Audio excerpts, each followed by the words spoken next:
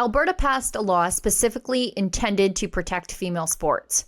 Less than a year after that law has come into force, a transgender identifying male has been crowned the ladies' club champion at the Fort McMurray Golf Club. And Albertans deserve to know how those two things fit together. The Fort McMurray Golf Club announced its 2026 champions this week. Brandon Doyle won the men's club championship with a score of 139. John Hoyam won the junior club championship with a score of 144. And the ladies' club champion was Rachel Essler with a score of 170. Now, I think it behooves us all to notice the obvious. Let's put it that way. Essler has publicly identified as transgender. Now, this isn't just some assumption that I'm making based on appearance.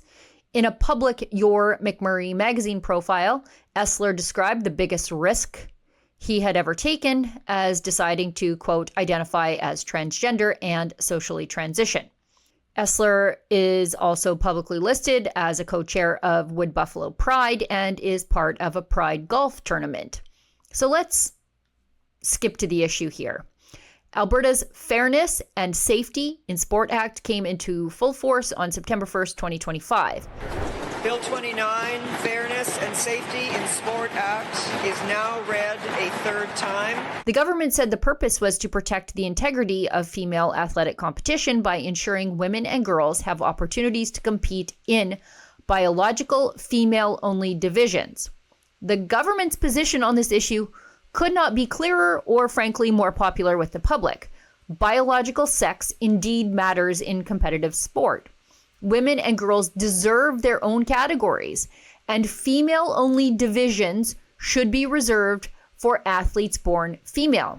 We are implementing policies to protect fairness and safety in women's and girls' sports. We will work with sporting organizations to ensure that women and girls have a choice to participate in competitive sport without having to compete against biologically stronger transgender women athletes, while also ensuring that we work with those same organizations to expand co-ed and gender-neutral categories so that every transgender athlete can meaningfully participate in the sports that they love. But there's an important limitation to the law. It doesn't actually regulate every single women's sporting competition that happens anywhere in Alberta. The legislation operates through what it calls in-scope entities, meaning provincial organizations. Those include provincial sport organizations designated under the regulation, along with certain schools and post-secondary institutions. And that may explain what we're seeing unfold in real time in Fort McMurray. The Fort McMurray golf event was the golf club's own club championship, not regulated by Golf Alberta. It wasn't the Alberta Women's Amateur Championship. It wasn't a provincial title. It was an internal club competition. So why doesn't Alberta's protection for female sport necessarily extend to women's championships like this one? Because it should. Just look at the result. Alberta has a law specifically intended to preserve biological female-only competitive categories. Yet, an Alberta golf club can apparently hold something called a ladies' club championship and then crown a trans-identifying biological male the winner of it. That may be perfectly permissible under the technical scope of the legislation. If so, I guess that's the story. But to be clear, we're not accusing the Fort McMurray Golf Club of breaking the law. We're not accusing Rachel Essler of breaking the law, because based on what we know so far, this club championship may simply fall outside the provincial framework of the law. And that raises a pretty obvious question about the reach of the law Alberta passed, because what exactly is the principle we're protecting here? If the argument is that biological females deserve their own competitive category because males and females are biologically different, that principle doesn't magically disappear because the tournament is organized by a golf club instead of a provincial sport organization. A woman doesn't stop being entitled to fair competition because she isn't competing for a provincial championship. And biological differences don't vanish somewhere between the Alberta Women's Amateur and the Fort McMurray Ladies Golf Club Championship. And this isn't about whether Rachel Esler should be allowed to play golf. I couldn't care less about Rachel Esler's love of golf.